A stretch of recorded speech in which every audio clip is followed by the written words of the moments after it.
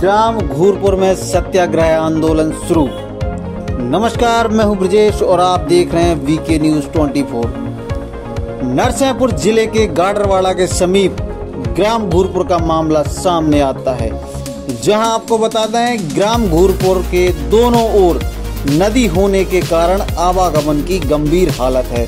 तो वहीं बारिश के 4 महीने शिक्षा स्वास्थ्य से लेकर हर तरफ की परेशानियों का सामना करना पड़ता है, जहां पर ना ही कोई सड़क है और ना ही कोई नदी पर रिफ्टे की व्यवस्था है, जिससे परेशान होकर स्कूल छात्र छात्राएं एवं ग्रामवासी समेत सत्याग्रह आंदोलन चालू कर दिया गया है।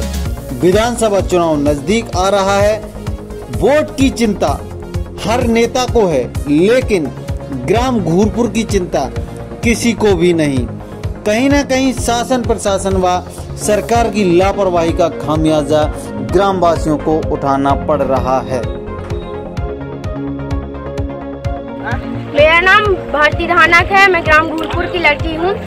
हम स्कूल पढ़ने के लिए जाते हैं तो 4 महीने तो अच्छे से चले जाते हैं, बट ये 4 महीने जो बारिश के महीनों पर जाने की समस्या रहती है। हमारे गांव में नदी पर पुल न होने के कारण इतनी समस्याएं आती हैं। सभी कहते हैं कि जो बारिश का पानी है उसमें भीगना नहीं चाहिए, बहुत सारी बीमारियों का उत्पन्न होती हैं और लोग उससे बहुत बीमार पड़ते हैं। डॉक्टर भी इसकी समस्या के लिए इतना इलाज नहीं जुटा पाते हैं। पर मतलब संसद को यह करना चाहिए कि जो बारिश का पानी है उससे जो नदियों में पानी जमा होता है उससे हमें रोज जूझना पड़ता है, उसके लिए क्यों कुछ नहीं किया जाता। सब ये तो कह देते हैं कि बारिश के पानी में भीगना नहीं चाहिए, पर जो बारिश के पानी से हमारे गांव की नदी पर इकट्ठा पानी है उससे हम कैसे बचे। सभी को इसके लिए जो सांसद है हमारे ग्राम के बारे में सोचना चाहिए। आज भी हमारे देश में इतना आगे बढ़ चुका है, पर हमारे गांव के लोग आज भी पिछली वर्ग के लोग ही कहलाते हैं, क्योंकि इस नदी के कारण ना वो कहीं जा पाते हैं ना कुछ। हमने कलेक्टर साहिबा के पास भी जाकर इसके बारे में गुजारिश की, बट वहाँ भी कुछ नहीं हुआ।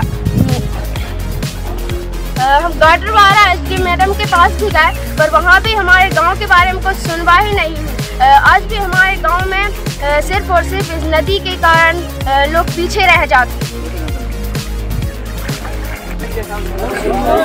देश में सभी नागरिक ये कहते हैं कि बेटी पढ़ाओ बेटी बचाओ, परंतु हमारे गांव की बेटियां कैसे पढ़ेंगी। उन्हें तो इस नदी के कारण ना जाने कितनी परेशानियां झेलनी पड़ती हैं, वो कैसे पढ़ेंगी।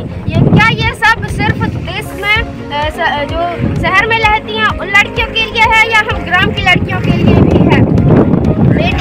देश ने हमारे मतलब जो सांसद लोग हैं उन्होंने हमें मौलिक अधिकार भी दिए हैं, मौलिक कर्तव्य दिए हैं। हम उन मौलिक कर्तव्यों का पालन कर रहे हैं, परंतु जो मौलिक अधिकार है जो उन्होंने दिए हैं उनका पालन उन्हें करना चाहिए। हमारे गाँव के निर्माण के लिए हमारा गाँव भी आगे बढ़े, सभी की तरह हमारे गांव के लोग भी आगे विकसित हों, इसके लिए सांसद को कुछ करना चाहिए। हमारे गांव की बेटियां या कोई भी जो पढ़ना चाहता है, आगे बढ़ना चाहता है, उन्हें भी एक मौका दिया जाए। जो वोट डालने आते हैं वो सिर्फ और सिर्फ वोट के समय क्यों हमारे गांव के बारे में सोचते हैं, आगे क्यों नहीं बढ़ने के बारे में सोचते हैं। हमारे गांव को भी एक मौका मिलना चाहिए।